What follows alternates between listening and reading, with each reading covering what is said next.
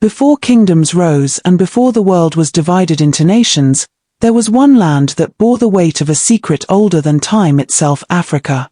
She was not just another continent, she was the first womb, the ancient cradle where humanity first opened its eyes.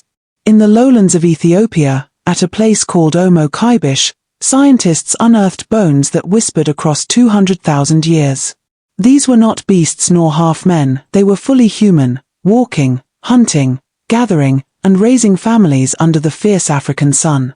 Far away, in the rocky caves of Jebel Irhoud in Morocco, skulls nearly 300,000 years old still carried the unmistakable shape of our modern kind. These discoveries are not mere fossils, they are messages, carved in bone, telling us that the first true humans rose not in Europe, not in Asia, but right here, in Africa. Their lives were simple but profound. They shaped tools from stone, shared fires under the stars, and passed down wisdom through stories unrecorded but never forgotten. And their skin, dark, rich, and resilient, was no accident.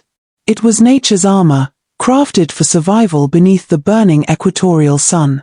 Blackness was not a mutation, not an afterthought, it was the first design.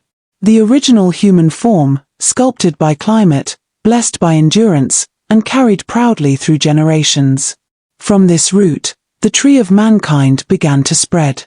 But no matter how far the branches reached to distant deserts, icy mountains, or fertile plains, the trunk of that tree remained here, in Africa. She was, and will always be, the mother continent, the soil where humanity first took breath. From the cradle of humanity rose the first family's ancient bloodlines whose footsteps still echo across the continent. Long before migration carried mankind into distant lands, Africa was already alive with diversity, her children spread across forests, rivers, and endless savannas. These earliest populations were not shadows of the past, they were the ancestors of today's black peoples, and some of their descendants still walk among us, holding fragments of humanity's oldest story. In the south, beneath skies that stretch endlessly over the Kalahari, live the Khoisan peoples, the San and the Khoi. Their faces are painted with history, their languages alive with clicks and tones that may be among the oldest spoken on Earth. Scientists trace their genetic line back more than 150,000 years, making them one of the oldest continuous human lineages known.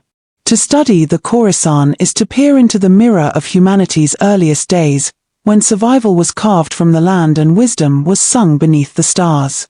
In the deep forests of Central Africa dwell the Pygmy peoples, the Mbuti, the Aka, and others. Small in stature but towering in heritage, they are direct descendants of the earliest African populations. Their bond with the forest is spiritual, intimate, as though the trees themselves cradle them in memory. For thousands upon thousands of years, they have lived in harmony with the rhythm of the natural world, carrying within their blood a link to the dawn of our species. Farther east, along the fertile valleys of the Nile and the sweeping plains of the Rift, stand the Nilotic peoples, the Dinka, the Maasai, and their kin. Tall, proud, and enduring, their bloodlines run deep into antiquity. Their cultures are among the most resilient, shaped by cattle, war, and ritual, and their very presence reminds us of humanity's ancient heartbeat along the lifeblood of the Nile. These groups are not relics, they are living windows into humanity's beginnings. Their existence is proof that Africa's first children did not vanish into dust, they endured. And in their endurance, they carry a truth too powerful to ignore, that the story of blackness is not just written in bones and fossils, but in the living, breathing people who still walk the lands of their ancestors.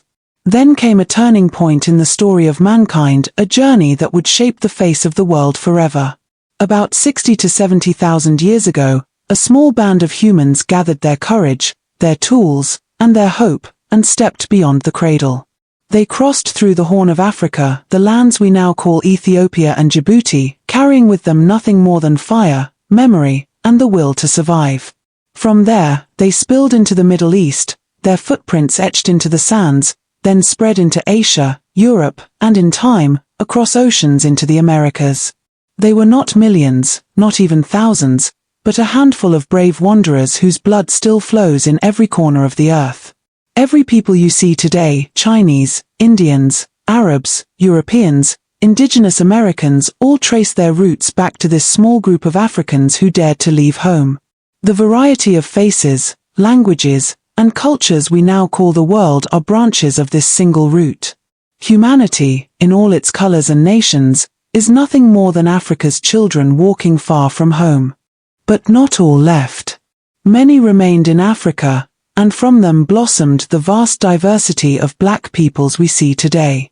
From the deserts of the Sahara to the rainforests of the Congo, from the savannas of East Africa to the coasts of the Atlantic, they carried forward the original flame. They did not just survive, they thrived, giving rise to languages, kingdoms, spiritual traditions, and ways of life that remain unmatched in depth and richness. This is the unshakable truth. Every human alive has African ancestors. Beneath the surface of every skin tone, behind the lines of every face, there lies a shared origin, a black inheritance, written into our DNA. Humanity may have scattered across the globe, but Africa is the mother who bore us all, and her legacy beats within every heart. From the cradle of humanity, black people did not only walk the earth as its first children, they also became the first builders of civilization. Long before Europe dreamed of castles, long before Asia raised great walls, the pulse of organized society was already beating in Africa. Along the life-giving Nile, the waters birthed more than crops, they birthed kingdoms. Before Egypt wore its golden crown, there was Ta-Seti, the land of the bow, ruled by black kings and queens. Then came Nubia, where the throne of Kush stood as a rival to mighty Kemet itself. These were not shadows living in Egypt's light, they were empires in their own right, builders of monuments, masters of trade, and keepers of knowledge. Their pharaohs, their priests, their artisans carved their names into history long before the rest of the world caught its breath. Far to the west, in the soils of present-day Nigeria, a people known as the Nok were already shaping terracotta with hands guided by genius. Around 1000 BC, they forged iron, one of the earliest in the world to master the secret of fire and metal. Their sculptures, with watchful eyes and intricate detail, are not just art, they are testimonies that Africa was an innovator, a land of thought, craft, and invention. To the east, in the highlands of Ethiopia, rose the kingdom of DMT, a forerunner to the later empire of Aksum.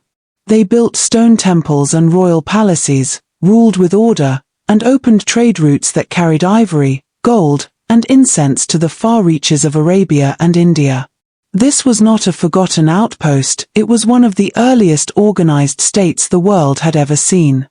And in the Great Lakes region, long before the modern nations were born, ancient peoples nurtured cattle culture and sacred traditions that shaped their societies. Their songs, rituals, and cosmologies connected them to the land and the skies, forming spiritual systems as deep and enduring as the lakes that mirrored the heavens. So when the world repeats the lie that black people have no history, it is not just false, it is an erasure. For it was black peoples who laid the first stones of civilization, who birthed the sciences, charted the stars, cultivated the soil, raised kingdoms, and opened trade routes. The truth is clear, the foundations of human progress are written in Africa's ink, carved by African hands. If bones whisper Africans past, then blood sings it even louder. In the quiet language of DNA, the truth of Africa's primacy is written clear. Sub-Saharan Africans carry the greatest genetic diversity in the world. What does this mean? It means that Africa has been home to humanity the longest. The longer a people dwell in a land, the more variation their genes accumulate, like countless notes added to a song through time. And so, the African genome is not narrow, not recent, but vast, a living archive of our deepest human roots. By contrast, when small groups left Africa some 60 to 70,000 years ago, they carried with them only a fraction of this diversity. Their descendants in Europe, in Asia, in the Americas, are like branches cut from a great tree. They are part of the same living body, but their leaves carry only a sliver of the richness found in the trunk. In this way, non-African peoples are genetic subsets of Africans, smaller reflections of a much older whole.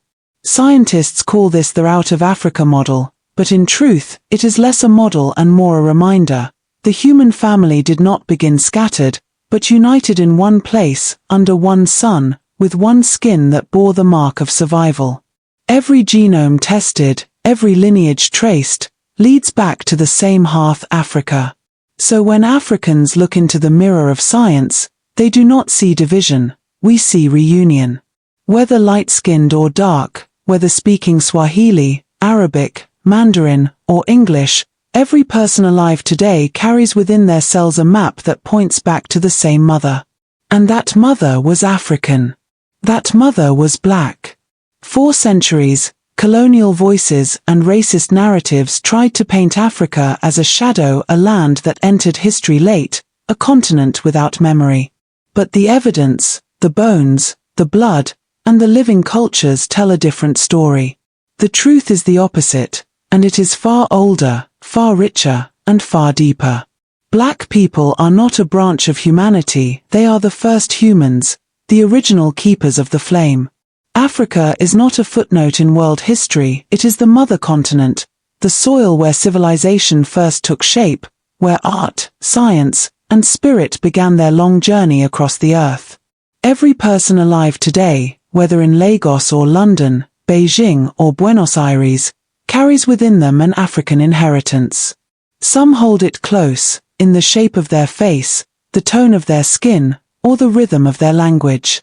Others carry it faintly, hidden deep in their DNA. But it is there, unshakable, undeniable, the shared origin of us all. To know this is not to divide, but to unite. For if Africa is the mother, then humanity is one family, scattered across oceans and continents, yet bound by the same beginning.